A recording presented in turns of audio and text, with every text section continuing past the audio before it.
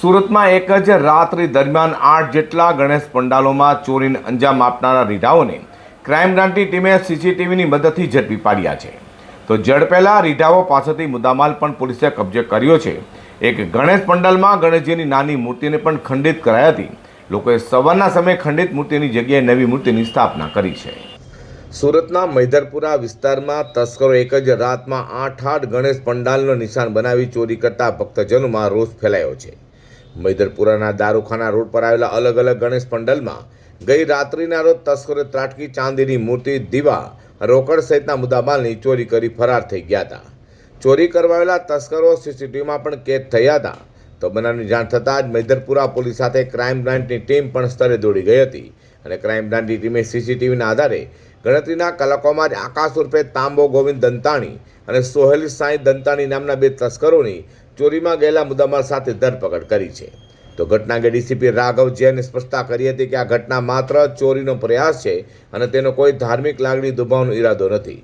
તેમણે વધુમાં જણાવ્યું હતું કે અમને જાણ થઈ છે કે ચોરી કરનારી વ્યક્તિ હિન્દુ સમાજમાંથી જ છે. આ ઘટના માત્ર ચોરીની છે, કોઈ ધાર્મિક તણાવ ઊભો કરવાનો ઈરાદો નથી.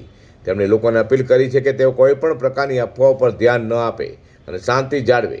પોલીસ આયોજકો, સ્થાનિક ધારાસભ્યો અને આગેવાનો સાથે પણ મુલાકાત કરીને પરિસ્થિતિની સમીક્ષા કરી છે. આ બેઠકો બાદ સ્થાનિક લોકોએ ગણેશ પંડાલોમાં આરતી પણ કરી હતી, જે શાંતિ અને સૌહાર્દपूर्ण वातावरण जाड़वानो संकेत आपे छे. कल रात को मैदरपुरा पुलिस स्टेशन विस्तार में लगभग 3 से 4 बजे के बीच में 2 हिंदू लड़के वहाँ जो गणपति जी स्थापित होते हैं अलग अलग पंडालों में जाके चोरी करने की कोशिश करते हैं. वहाँ पे पंडालों में जो बर्तन वगैरह पड़े होते हैं उनकी चोरी करते हैं और जो थोड़ा बहुत लोगों का चढ़ावा होता है उसकी चोरी की है.